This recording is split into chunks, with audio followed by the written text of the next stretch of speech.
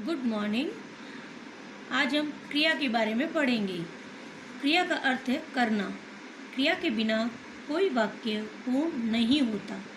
किसी वाक्य में कर्ता, कर्म तथा काल की जानकारी भी क्रिया के पद के माध्यम से ही होती है। क्रिया की परिभाषा: जिन शब्दों से किसी कार्य का होना या करना समझा जाए या बोध हो उसे क्रिया कहते हैं। खाना, पीना, दौड़ना, लिखना, चलना, बोलना ये सभी क्रिया शब्द है। हिंदी में क्रिया के रूप लिंग, वचन, कारक तथा काल के अनुसार बदलते रहते हैं। क्रिया के भेद: क्रिया के 3 भेद होते हैं: कर्म के आधार पर, संरचना के आधार पर, काल के आधार पर। लेकिन आज हम कर्म के आधार पर क्रिया के भेद पढ़ेंगे। कर्म के आधार पर क्रिया के 2 भेद होते हैं: अकर्मक क्रिया, सकर्मक क्रिया।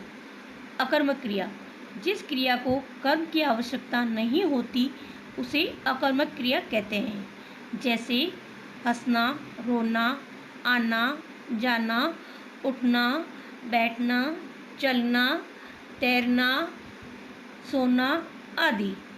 अकर्मक क्रिया को पहचानना: जैसे विद्यार्थी पढ़ता है, इस वाक्य में पढ़ना क्रिया का फल विद्यार्थी कर्ता पर पड़ता है। इन वाक्यों में क्रिया का सीधा प्रभाव कर्ता पर पड़ रहा है। यहाँ पर कर्म का सर्वथा अभाव है, अतः ये क्रिया अकर्मक है। अकर्मक क्रिया की पहचान करने के लिए क्रिया से पहले क्या, किसे, किसको लगाकर प्रश्न करना चाहिए। यदि उत्तर नहीं मिला तो ये क्रिया अकर्मक क्रिया है।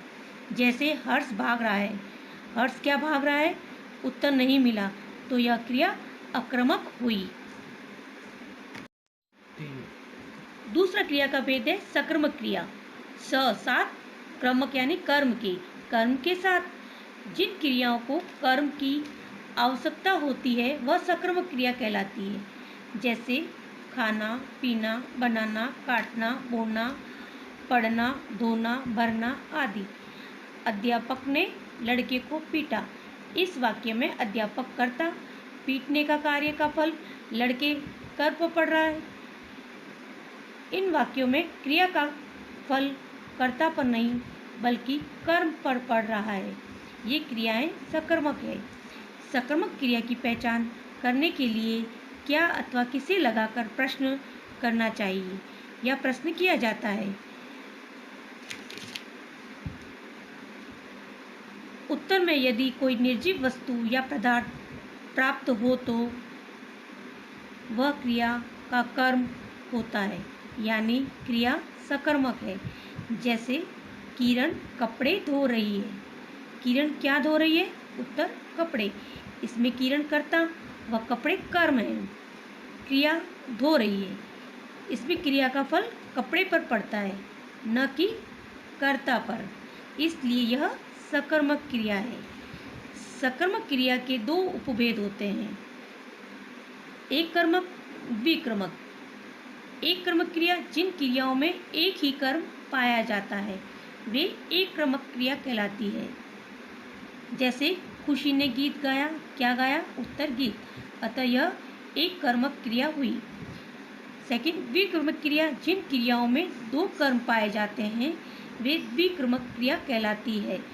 जैसे राधा ने बच्चे को कहानी सुनाई। राधा ने किसे कहानी सुनाई, उत्तर बच्चों को। राधा ने बच्चों को क्या सुनाई, उत्तर कहानी। जहाँ मैंने लाइन खींची, बच्चे और कहानी ये दोनों कर्म हैं, अतः इन दोनों वाक्यों में 2 कर्म हैं, इसलिए इसे द्विकर्मक क्रिया कहते हैं। अच्छा, अब आपको अच्छे से क्रिया समझ में आ गई होगी। कुछ प्रश्न दे रही हूँ, उसे अच्छे से अपनी कॉपी में कीजिएगा।